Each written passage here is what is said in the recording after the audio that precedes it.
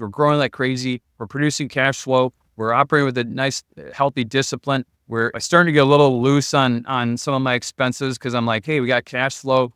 All the stuff that had gotten me to the point where I had a 7-figure annual income. I had a 10-figure net worth that allowed me to step away and pursue what I'm doing now. All those things that allowed me to get there, I started to drift from. Why? Because I was actually pursuing what I thought was Christ-like things, but it was really for the glory of Brian. It was growth.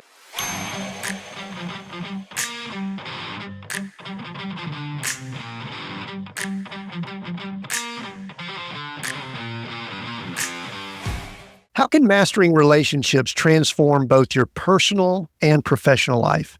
Today on Seek, Go, Create, the Leadership Journey, we're joined by Brian Slipka, founder of True North Equity Partners and an advocate for servant leadership. From starting at the ground level to establishing a conglomerate of over 20 independent companies, Brian's journey epitomizes the ethos of building wealth through diligent stewardship and ethical business practices. As the author of Winsome, 5 Proven Life Strategies to Win in Relationships, Brian shares the art of forming genuine connections that foster success across all facets of life. Brian, welcome to Seek, Go, Create. Hey, great to be here, Tim. Yeah, I've just finished reading your book, so we're going to have a fun conversation about that and being a business owner and all that you do. We've just met, so this is not really pretending. And someone asks you what you do. If someone asks you what you do, what's the answer you typically give? It's a great question. I'm a purpose-driven business leader, right? And that may sound like a bunch of fluff, but as people get to know me and as I unpack what that means, they start to see how real it is and how it's transcended my career, my life professionally. And so, yeah, purpose-driven business leader. All right. So purpose-driven business leader, there's 4 words there that I want to unpack just a little bit. Purpose-driven. And I remember years ago when the book came out and different things like that, I don't want to say it's a phrase that may be confusing to some people. I mean, the words purpose and the word driven should be self-explanatory. But tell me a little bit more about what that means to you, because it sort of has become some code for a few different things. So what does that mean to Brian? Well, I mean, for me, it comes down to my faith, my strong faith in Christ and the promises of Christ. And as a believer, that's critical, right? But to specifically answer a question on purpose-driven business leader, you really got to go back to, and a lot of people have heard me tell this story, but back to 2013, my dad was dying of cancer. I had a successful career up to that point in enterprise technology, software sales, finance. I was a business owner, business investor, had a lot of different types of real estate, all that sort of thing. But I was traveling 200 days a year and my dad was dying of cancer. I went and visited him when he was in hospice. His eyes were getting all jaundiced and he was getting ready to leave this world. He was genuinely eager to move on to the next stage of his eternal being. The one thing he shared with me, and it was during a moment when I was frustrated and venting to him, here he is in hospice, venting to him about my plight at work. And I was complaining about something and having to travel so much and all that stuff. And he stopped me, just stared at me with these jaundiced eyes, and he said, Brian, what on earth are you chasing? I mean, seriously, what on earth are you chasing? I'm going to be leaving this world here soon. I'm not going to be here anymore. You got everything you've asked for and everything you've pursued. So, but what on earth are you chasing? And so when you ask the question and I answer purpose-driven, business leader, that is what I'm chasing. So what does that mean? Well, purpose-driven means to have impact and influence in the businesses I lead, to have an effect that echoes, to have an effect that transcends Brian Slipka as the individual, as the person. So much about what I talk about around surrendering selfish ambition, all that stuff has to do with this purpose-driven, transcending self, transcending your circumstances to leave an impact and influence on others. So one of the things that always fascinates me, Brian, is how men a lot, seems like women maybe are a little bit more introspective this way, but men typically need some kind of event, catalytic event, or their father to hit them in the head with a 2x4, even though it's a phrase. So tell me more about that, because I really want to drive a little bit deeper into what that meant what that means for the way you're functioning and operating now. Yeah, you're right. And by the way, you're right. I think with guys, they tend to, lightning bolts tend to resonate with them more than a dimmer switch, right? Although I will tell you, or more white microwaves, women are crock pots, right? So I mean, there's again more stories behind that too. But we want to unpack that because there's more to that from a physical standpoint. Yes. So for me, before I grew up in a Christian household, my parents very faithful Christians, loved the Lord, very Beaver Cleaver upbringing. For those of you who used to watch Beaver Cleaver, for me it was reruns. We had a very normal family upbringing, right? Then you start going to pursue the ways of the world, right? I always was very ambitious and wanted to excel in everything I did. And for the most part did, certainly professionally. I did crazy things like I sold door to door to pay my way through college in the summertime. I always took that next ambitious step of pursuing the next thing, stretching myself. I got very comfortable being uncomfortable. I was pursuing more. And that became kind of almost like a healthy drug. It's good on one hand because you learn through adversity. It was self-imposed adversity, like it's self-imposed challenges, and that's how you learn and grow. But you do also got to realize at some point in your life to what end and for what purpose, right? So to answer your question, going through my 20s and 30s, I had earthly successes. I got married to my wife, Megan. We've been married 24 years almost. We've 2 great kids. And so as I went through my professional career, I was having success. I was doing well, making good money, hitting all my financial metrics and goals I was setting forth for me, like X amount went on 30 and X amount balance sheet went on 35 and no debt went on 30 and all this stuff that was part of my economic scorecard financially, checking the boxes, great wife, great kids, dutiful responsibility, taking my family to church every Sunday, all that sort of thing. Where I'm going with this is there's a lot of listeners here that are probably going through the same thing. They're doing all the right things and they want to be, and in many cases, they are living a godly life. But what I challenge everybody today, and what really hit me through my dad's conversation with me, but then it was a dimmer switch building, but that lightning bolt of my dad's confrontation to me really put me on the other side of the bell curve, right? Of where I now realize, now how shall I live? Chuck Colson's book, right? Now how shall I live? And so that was really the event, but really what it created is this intentionality around my daily pursuits, my thoughts, my actions. And prior to that, it was about how I could advance in an earthly format. And it truly was selfish ambition. I can rationalize all I want that it wasn't, Tim, but it was selfish ambition. It might have been selfish things for my family or for my wife or for my extended family or my friends or life experiences, all good things. For my church, for the ministries I supported or I was involved in. But that was still selfish ambition.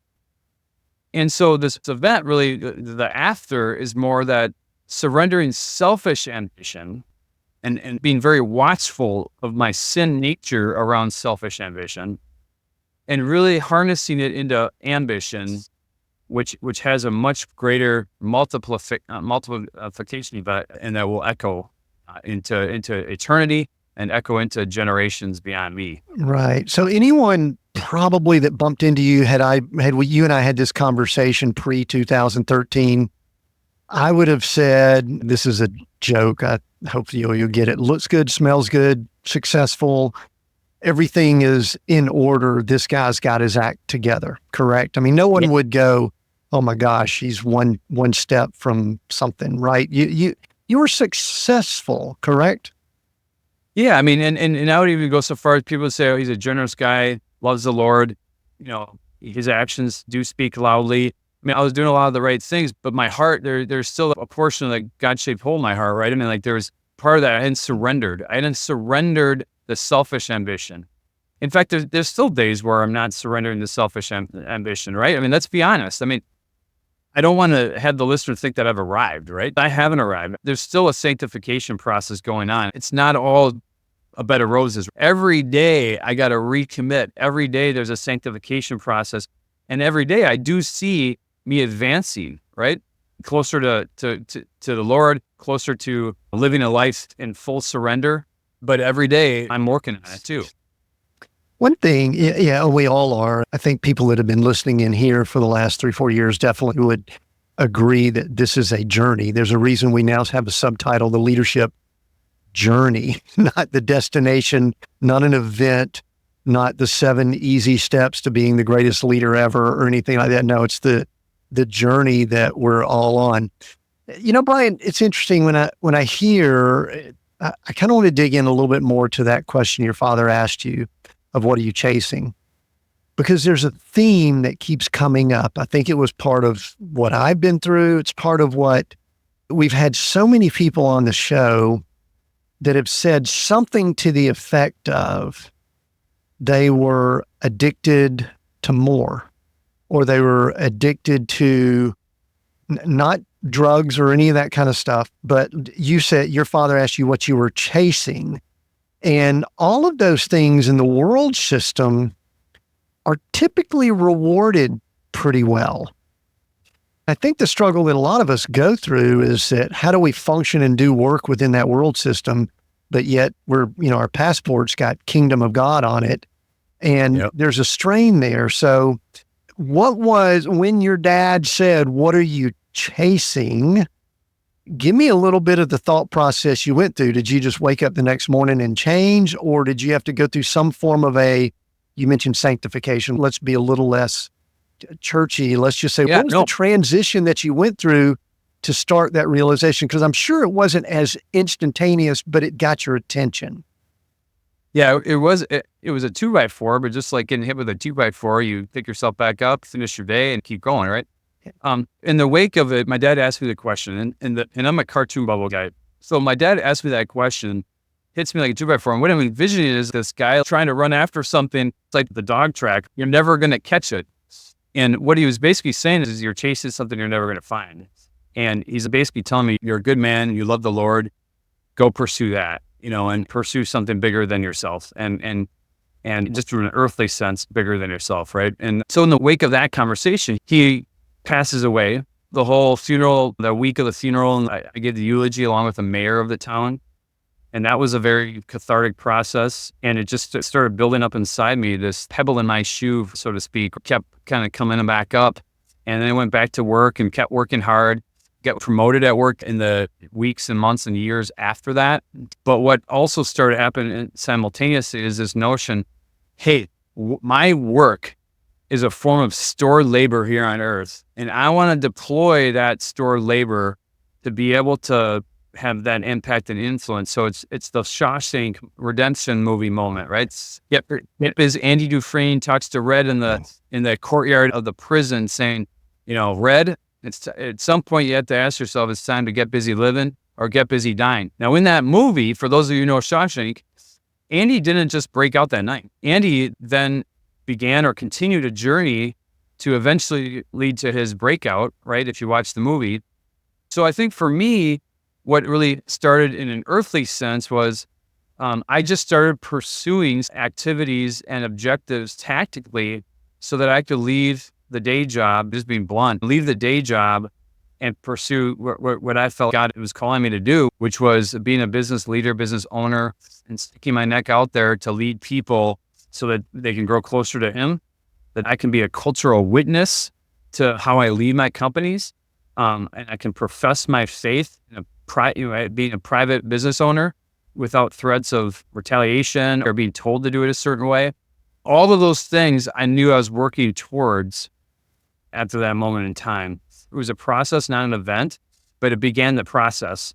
And I was very intentional about the process after that event and of my dad passing. So that's really how it happened. And it wasn't until 2018, 19 that I really left the day job. So that's how it was a 5-year journey, about 4.5-year journey of me getting ready to get busy living as God has called me to do. So I like the Shawshank. I like the prison analogy there, because when I was in corporate, money's good, love the people. I do think people are called to different things. I want to say here, there are some people that they're supposed to be in those mission fields. There are people that, and they know it, but I knew that I wasn't supposed to be there.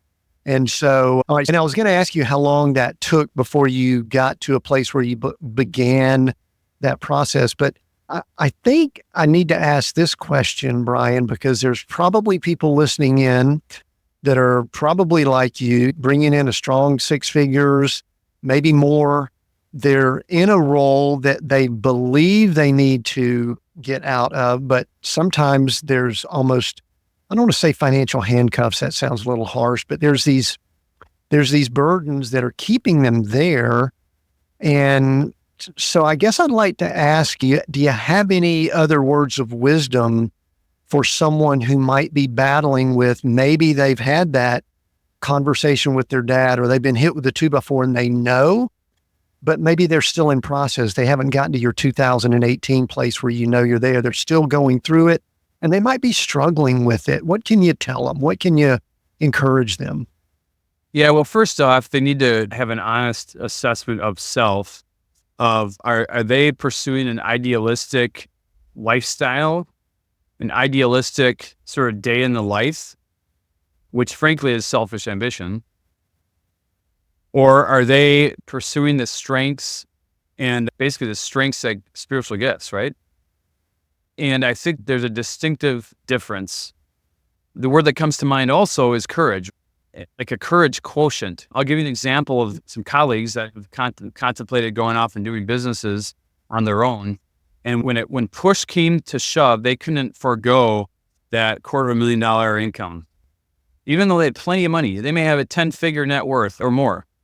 But even just having the courage to surrender that guarantee, that safety net, that life raft that is a financial element, they just weren't able to cross that chasm. Others, it's maybe a little bit different. Maybe it's a little bit further down the courage quotient where they're willing to surrender that, but they also don't want to go backwards with their net worth. Maybe a 10-figure net worth, and they have an opportunity to start their own business, and they're willing to give up their income and the corporate stuff, but they are unwilling to go backwards. Like, oh, I can't go backwards, even if it means, of course, being part of a business owner, you got to be willing to lose it.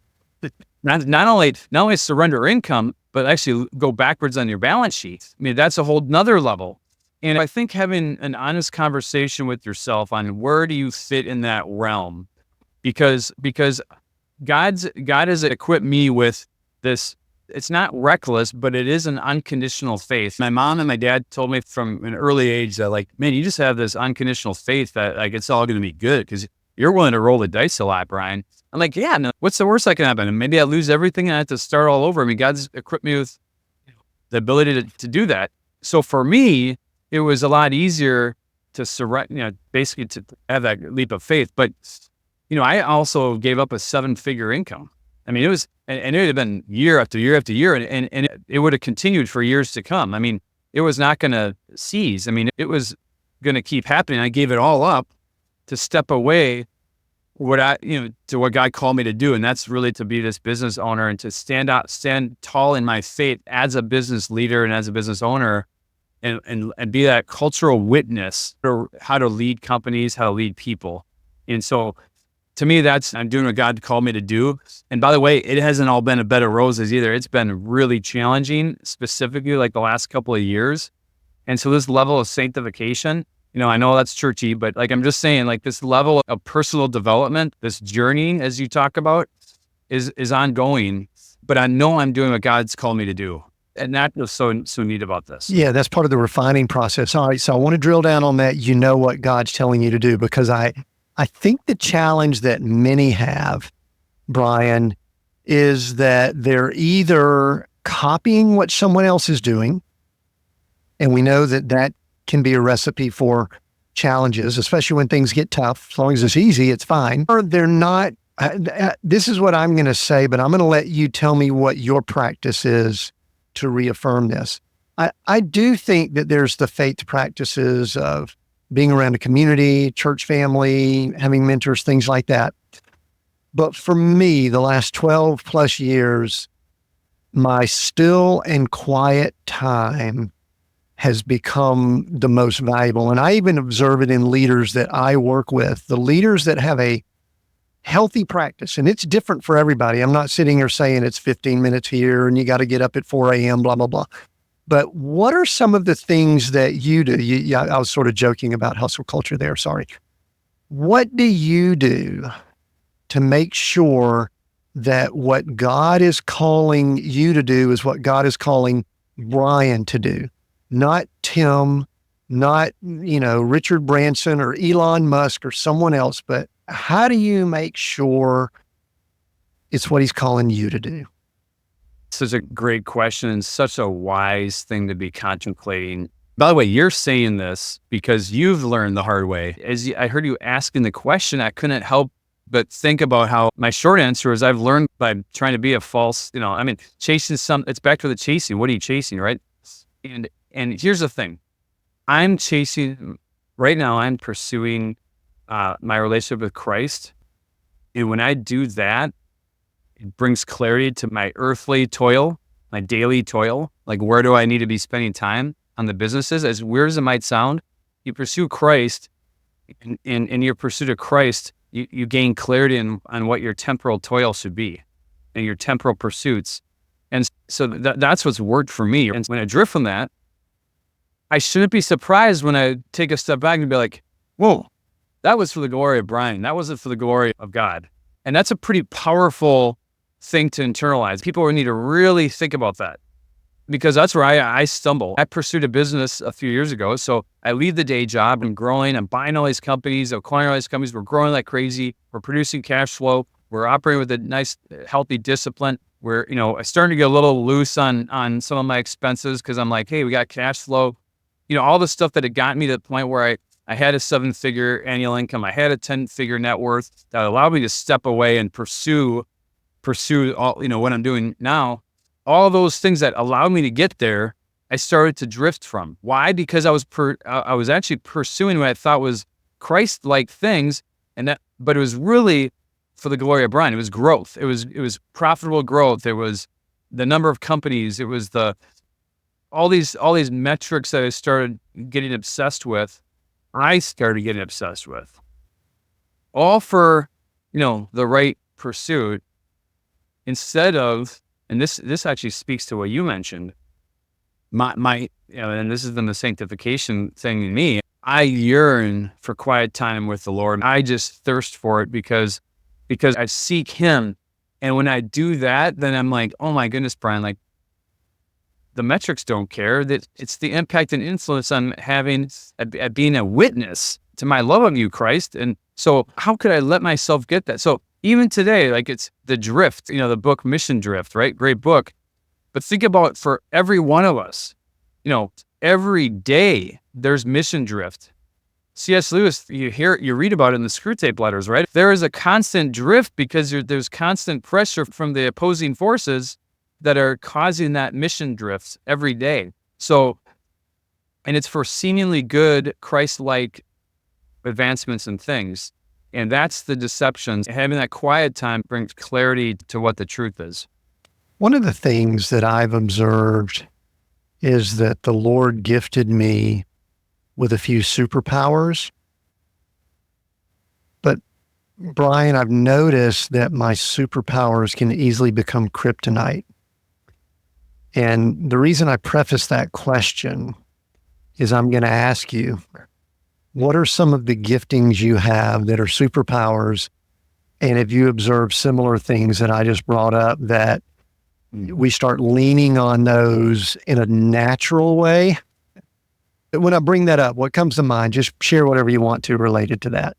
Well, what specifically comes to mind is last night I had an elder board meeting. So I have an elder board. These are folks that are literally elders. I mean, they're wise beyond their years, and they're older. They're all older than me, but at different stages of life. They've just become mentors to me. And these elders I'll meet with, they help hold me accountable to Christ-like pursuits.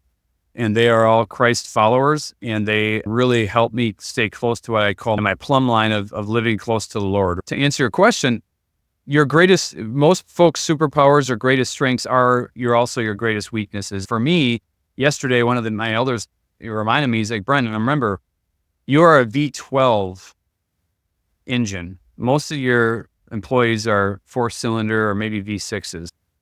every once in a while you may have a V. You're a V12, and that's how you get into trouble.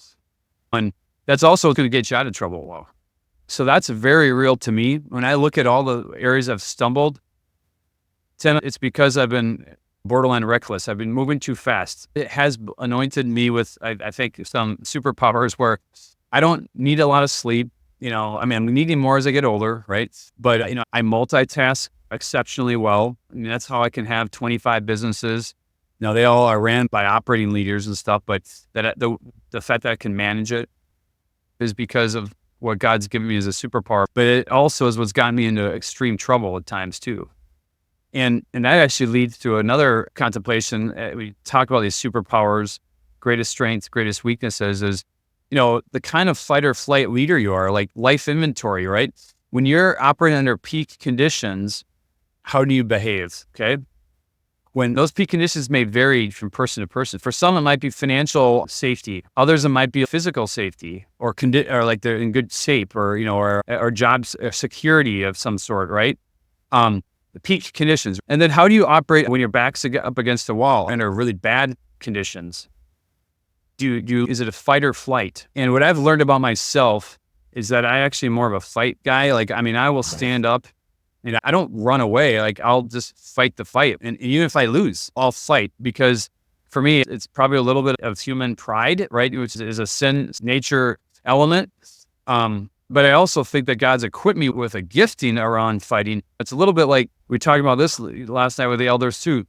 In World War II, Winston Churchill is known as one of the greatest leaders of our, previous 3-4 generations, right? Preceding him was Chamberlain as the prime minister of Britain. And he was well thought of. He was an incredible operator. He was an incredible, dutiful politician. Everybody, he ran the country really well. But when push came to shove and his back was in a corner, it was he had a flight mentality. He just didn't want to engage. He wanted to appeasement. He wanted to cut deals. All of a sudden he started, all the stuff that he was good at, he felt wilted away. And a guy like Winston Churchill, who was a swashbuckling, really that guy was the wartime leader that God called upon to lead Britain and the Allied forces to success. And so I think about that analogy. All of us ought to be thinking of, what is our characteristics trait? And by the way, Chamberlain, it doesn't make Chamberlain bad and Churchill great. It's just knowing how God has gifted you and how God has made you. And then again, now how shall we live? Yeah, and one big thing with that, I love the study of Churchill and Chamberlain too, by the way. I'm kind of a junkie for history, stuff like that. I believe that if Winston Churchill hadn't existed, the world will look different today. We'd be in a different place. But the thing that bothers me at times is kind of going back to, I asked you about superpowers and, kryptonite, is at times I do think we need a Churchill and at times maybe we need a Chamberlain. And I also believe that the Lord equips you and I with some of those skills. And the thing that I need wisdom for at times is when should I fight and when maybe should I back away? Have there ever been situations where you took that fight and you said, you know what, maybe I didn't need to fight in that situation. Maybe, and if you're a fighter, you want to fight. I remember meeting Evander Holyfield one time and I shook his hand. He was about my height, a little shorter. 6 foot. And the guy had cinder blocks for fists. And I'm sitting here thinking, this guy looks like he could do other things. No, he was built to fight because his fists were the size of cinder blocks. So ever been a time where you fought, where you went, you know what, maybe it didn't require a fight. Maybe I needed to be more like a Chamberlain during that situation. Yeah, for sure. A couple business examples. One business example in particular, a few years ago, I bought a company, seemed pretty low risk. We raced through due diligence because, again, I was pursuing this growth, this notion of growth. We buy the company.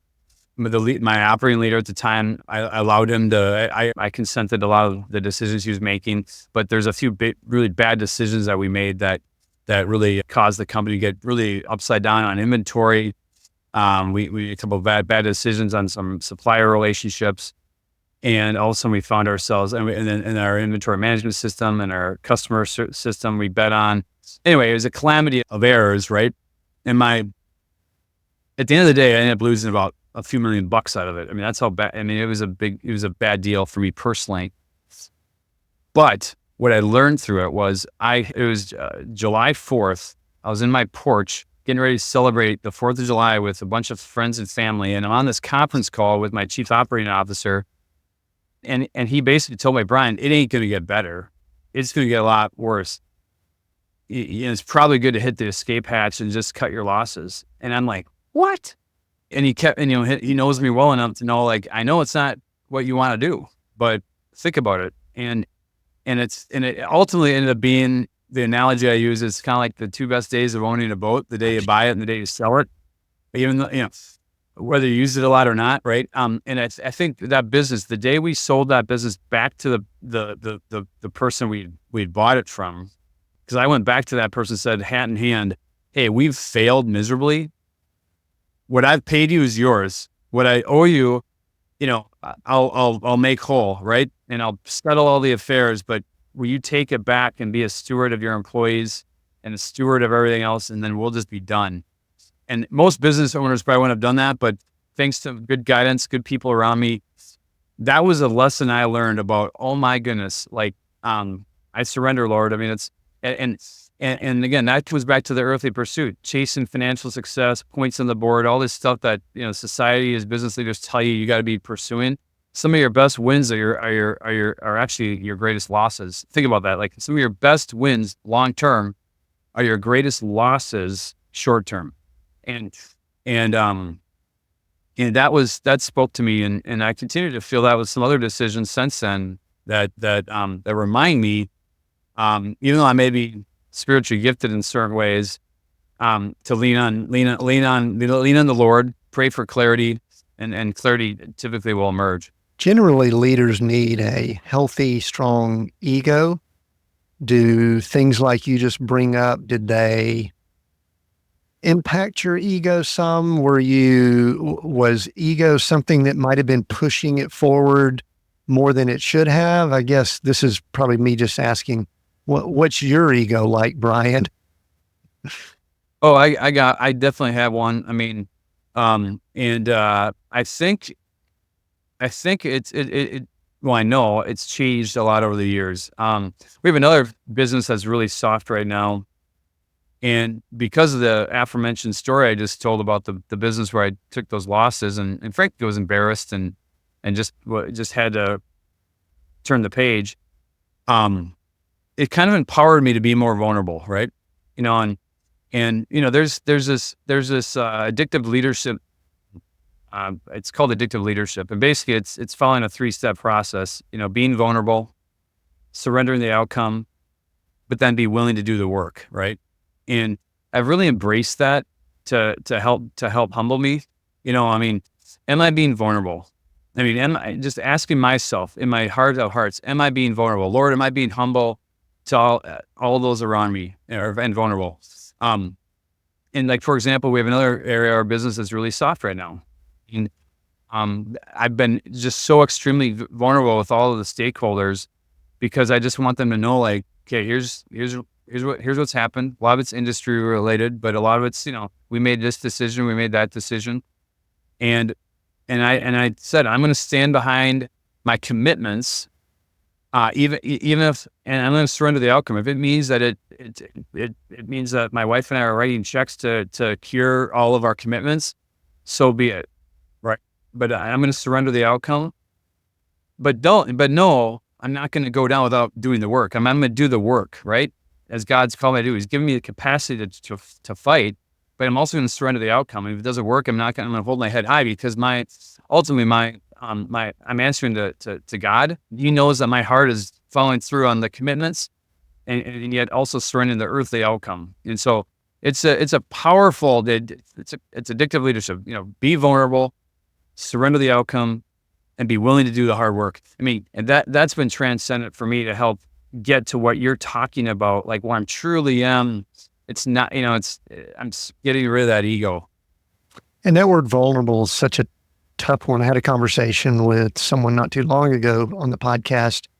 There are people that are using that term vulnerability, authenticity, not as a core characteristic of who they are, but it's a tactic. They're using it. And when I'm hearing you talking, I'm knowing that it's a characteristic. It's who you are. There's another word that I've seen in the research I did on you, and the word is stewardship. And what's interesting to me is that many people would think there's quite a dichotomy between someone who has, I'll call it ownership. We'll use the world system word, ownership of 20 to 25 companies, but yet they talk about servant leadership and or the word stewardship quite a bit. Those are two different things, but they're sort of related. Talk a little bit about, I don't know, the difference, the relationship, whatever you want to say about ownership, stewardship, and if you want to throw servant leadership in the mix too, because I know it's part of a good bit of what you talk about. Talk about those, and I'm sure I've got some follow-up related to that. So, well, I mean, this really speaks. This might be a little bit of a segue unintentionally to the book I wrote. I mean, it really speaks to, man. There's so much to talk about here. The brutal reality is that stewardship, as defined like by the dictionary, more or less, I'm going to use my own words, but it's stewarding resources towards something that isn't about. The way I've interpreted it is, it's not about you. It's stewardship towards whatever you have. So you've been entrusted something, like it's stewardship around the resources of an association you're involved in, right? It's stewardship over something your grandpa gave you, that you inherited, that you want to keep in really good condition, right? Just common elements, right? So when I think of the word stewardship, we're coming alongside a lot of these business owners that are transitioning their life's work. We're buying their business, right? Or we're helping them with some of my businesses, my brokerage and investment bank. We're helping them sell their life's work, right? And that is such a profound responsibility. So the word stewardship really centers around that. Like, we're trying to steward what they've worked their whole life to build, and to transition to the next buyer or whomever, right?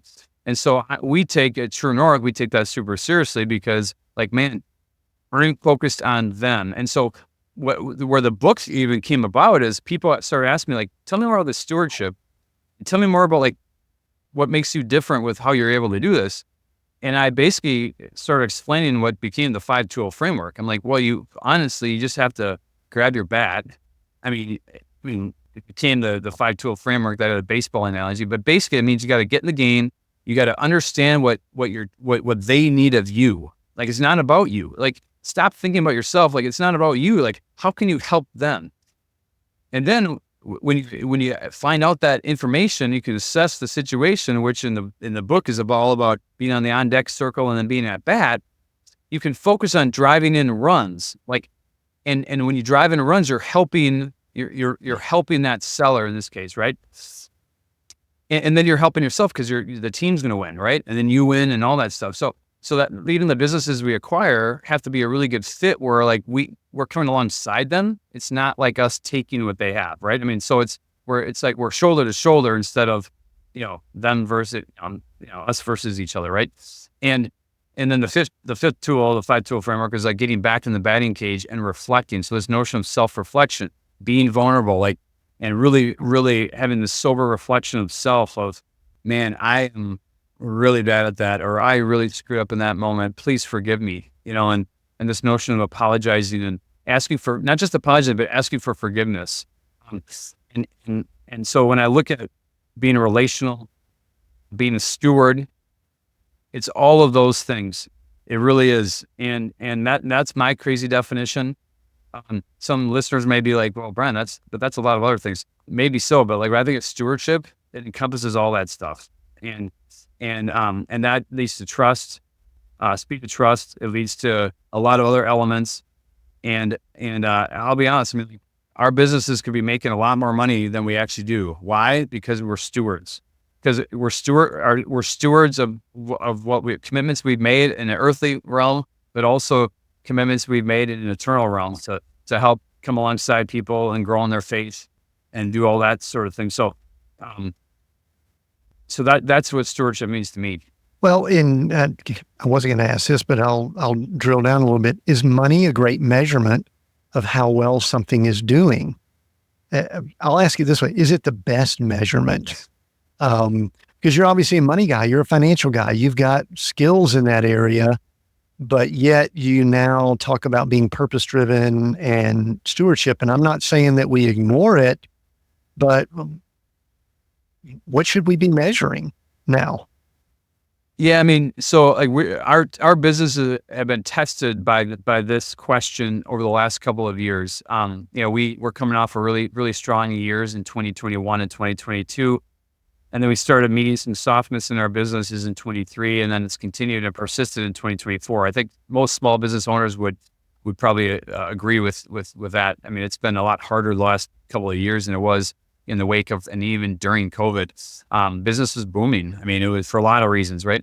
And so we were measuring success even in the last 4 or 5 years off of like what we're giving away philanthropically and from a ministry standpoint perspective, endowing small ministry pursuits, fully funding, chaplaincies and doing all these great noble things, right? And then here the last couple of years, we've had to batten down the hatches of our giving. And so from a measurement standpoint, it's been a lot less. Profit's been a lot less. Giving's been a lot less financially, right? And yet, Tim, our impact and influence for a variety of reasons, and I got all sorts of evidence around this, has been far greater. I mean, far greater. And it's been less about the financial, and it's been more like we're changing folks' way of thinking about business. We're inspiring folks to get out of their comfort zone and have the courage to maybe take the leap of faith for what they know God has gifted them from a skill set and capacity standpoint. Like we're empowering them, we're activating, we're igniting, which is part of what we want True North to be all about, to have that impact and influence. So it's crazy how even though some of the financial elements have deteriorated, the impact and influence has been exponential. And to me, that's what we're talking about here. I mean, that's our measure of success. And so we've had to reflect on that. And we've also reflected from a wisdom's perspective of, building your storehouses for seasons. And that's another lesson. Like there's going to be seasons where we see the fruit a lot more abundantly in front of us. There's seasons where we don't see it. And the fruit can be defined as the impact and influence, can be defined as the financial. I mean, there's a lot of different types of fruit. And so how are we managing that appropriately to honor God and to be that steward again? Yeah. What's interesting is that in general, in our lifetimes, I'm 60, I'm I think generation or so ahead of you, we've had, I don't want to say it's been soft. We've had some ups and downs, but we have stuff going on. And so a lot of our measurements are, bank accounts up and down and things like that. I just think at times, I'm a history guy. I know it sounds like you do some study in history. Had we been, first of all, we wouldn't be having this conversation if we were in, the 1600s or the 800s or even the first century. We'd be having different conversations. And I think what we're doing is we're trying to have more eternal conversations with still all of this financial ROI here. And so I love the term impact. That's a powerful one. I do want to get to, I just finished reading the book Winsome, and a great book here. Got my copy for those that might be watching on the video. And I enjoyed it thoroughly. I want to ask a few questions about it, but there's one more question I want to ask. Maybe kind of big picture, because I love, Brian, talking to people. I go into leadership teams of companies, and I work on organizational health, leadership development, things like that. So I love asking people that get to see a lot of organizations like you do. What are you seeing? What are you seeing that's working really well? What excites you about leadership in general right now? What concerns you? I also know you're a pretty avid, like I once was. I'm not as much anymore, current events, what's happening in the world. I think you consume quite a bit. But what can you say about what you're seeing with the 2025 companies? You're obviously dealing with leaders and leadership teams in those. Just give me some thoughts on all of that. Well, so I'm going to give a plug from one of my friends, David Warsager. He runs the Trust Edge Institute. David's a great leader, world renowned, from talking about the topic of trust. And so, what comes to mind immediately is he has these 8 pillars, right? And what's been in my heart lately, and they're all C's. It's clarity, compassion, character, competency, commitment, connection, contribution, consistency. I think I got those right. But the two that really are on my heart, clarity to me is the most important. It always has been, right? I mean, just clarity of purpose, no matter who you're dealing with, no matter whether it be talking about your faith. There's not many people that in the business world that don't know I'm a Christian. In fact, I would say almost everybody does, because I'm very clear in my faith. But I also don't have thou shalt either. I mean, there's a lot of folks of other faiths in my businesses, right? I mean, and they're very comfortable with that because they know my character, right? Which is one of the other attributes. And that's one of the 2 that are on my heart. I mean, it's really compassion and character that I think separates a lot of business leaders today. And compassion is people people put faith in those who care beyond themselves. And I think that's and showing genuine concern for others. I mean, that's what builds trust. And then character, because people notice, those that are doing the right, instead of, the popular or easy. And I just, to me, those are the 2 that stand out. And those are the 2 that I lean into every day. Like, how am I showing compassion and character in all that I do, even if I just am like, I don't want to do this. And that's, because I think that's where leadership sustains itself and shines brightest is when you have those attributes. So the neat thing about this, I see how a lot of things are tying together, Brian, and I really enjoy it. You brought up at the beginning, purpose driven, and when we've talked about stewardship and things like that, there's something that you brought up earlier that struck in me, and I think it actually ties to your main character, Sam, in the book here, and that is, many of us, I will put myself in this category, especially in this business world, leadership world that we play in, it is very easy for us to begin thinking that everything revolves around us, or that we're really good, or that we're a talented athlete, leader, whatever, Brian. And I'm calling myself guilty of this. But to me, that compassion, I'm going to go back to that. It's reminding myself that the world doesn't revolve around me, that I need to surrender. And it seems as if I actually read your book yesterday. I mean, I read the whole thing yesterday. So I was able to read the whole thing. I want to say too, I found myself tearing up a couple of times, which kind of bothers me. I'm not necessarily a real emotional person. And oddly enough, being a leadership guy and all, I've written more of a fable novel too. It's odd that, because probably you would have written like a leadership book, 7 steps, kind of like your buddy David that you just mentioned. So how did the book come about?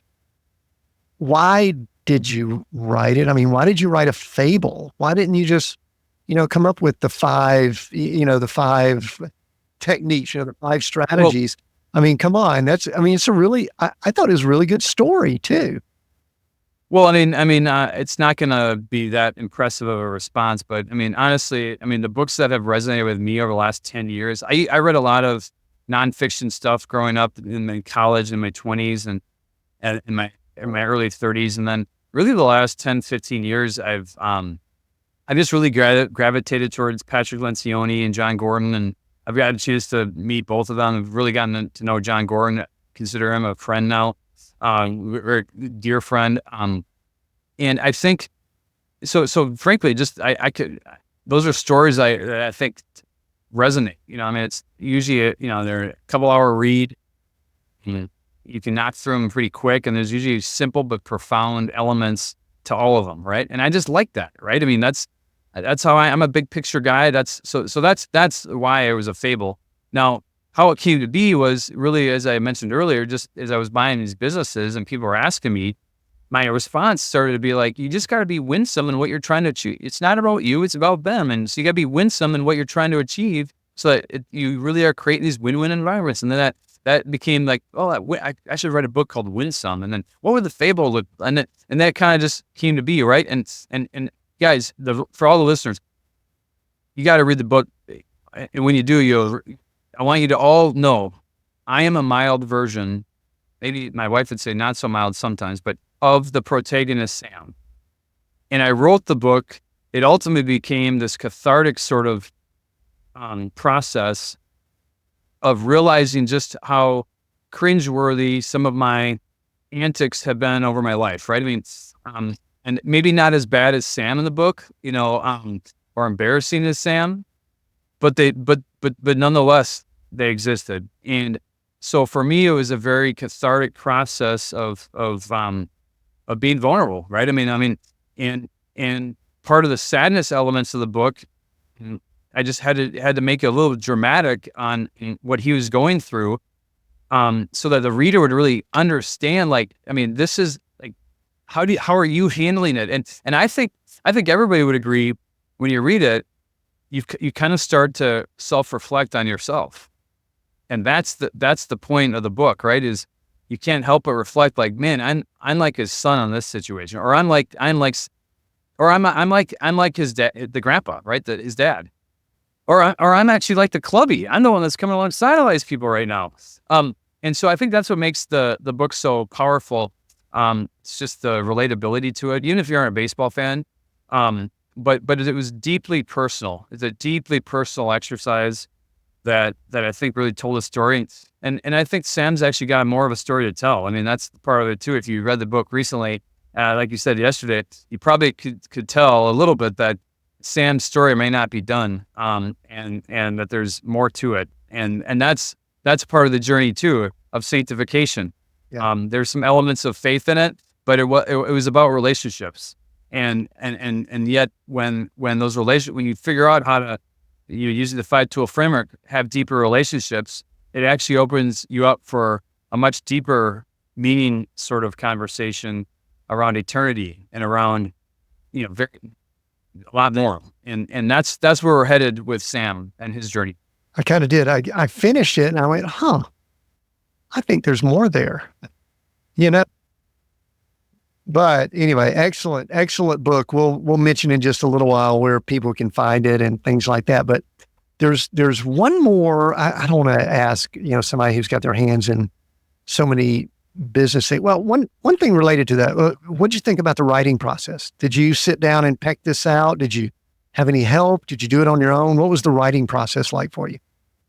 No, I definitely had some help, but the process was again deeply personal, where it's like I was having to reflect on every element of like the emotion, and that's what probably was the part for me that was such a cool process, is just the emotional elements and really wanting to wear the plight of every person in it and how they fit. And it was fun. I mean, I enjoyed it. It took me like 2.5 years. I mean, it took forever. I mean, we started up, pick it back up, kind of redline it, 10 times and delete parts of it, and some parts of the story I just completely got rid of. But overall, I think it, hit the mark, and the response has been great. And I'm really excited for Sam's journey, because I think this is one of those things, like John Gordon told me when he launched Energy Bus, his first few years, he didn't sell many copies. And now it's like it's a perpetual bestseller, like 15 plus years later. And I think there's a little bit of shelf life that Winsome's going to have too, because it's timeless truths on how to have an interpersonal relationship, focus, how you handle it, and how to build a framework around your thoughts. Because it really is about thought control. and being intentional. And so those are timeless elements. And I'm excited to see where it goes. Absolutely. Real quick, I saw where one of your business interests is minor league team, the Canaries, Sioux Falls Canaries. Just real quick on that, and then we're going to wrap up here. But tell me, some people say, "Oh, that sounds cool." Is it as cool as it sounds? No, I mean it's been a journey. I mean we bought a situation where we had to kind of turn around the culture and add to just make a lot of investments, and we're going to be entering our 5th season, and we've turned the team around. I mean, attendance is up, fan engagement's up, fan involvement's up. We've given a ton of money into the community, poured money into the community, given back. We've won. We've made the playoffs the last 2 years. So it's been a really incredible success story. I think, I was telling the president of the Canaries that we brought in, I'm like, we could write a white paper or at least do a case study on how to change a culture and how to have a growth mindset, because that's what our team over there now has, the front office, everybody. And so it's been fun. This is actually my Canaries sport coat that this is the Canaries colors, and just really, really grateful for the opportunity and bought that with a college friend of mine that what are we chasing in life? And we wanted to have a shared experience together and have a reason to find time to spend time together. And so that was a Winsome example of us thinking about each other and like, hey, how can we spend more time together? Well, let's buy a baseball team. Kind of a weird example, but it was actually, that was the reason why we bought a team.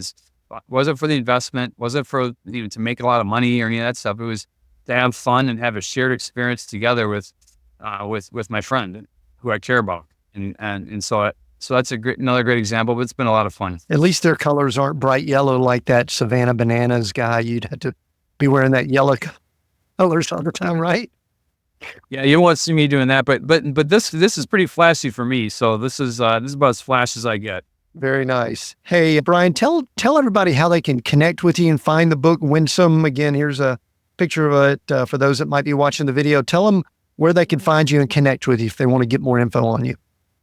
Yeah, well, you can go to truenorthfamily.com. That's our corporate family website. You can go to winsomefable.com as well to order it, especially group orders. There's a lot of groups that are starting to order it now because it is one of those books that's a great read to talk about as a small group or even just a larger group. We had a class in college actually use it as one of their courses just from a relationship standpoint and as it relates to business.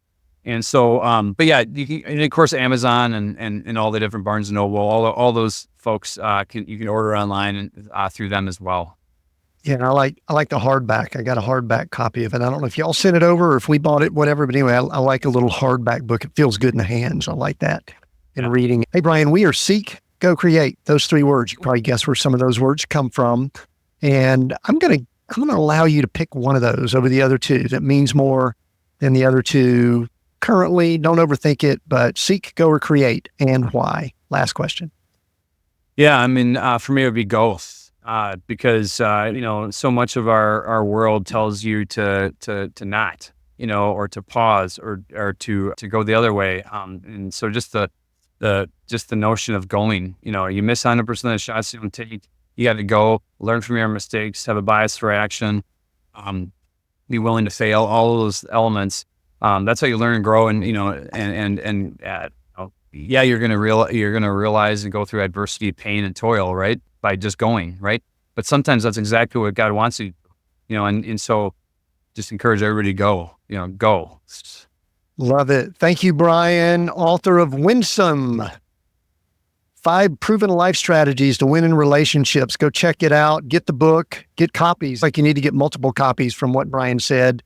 And I appreciate this conversation. I love conversations with people that have gone through events where they've had to make adjustments and transitions and changes. That's one of the things we're doing here at Seek, Go, Create is we're redefining what success looks like for people, talking about that leadership journey.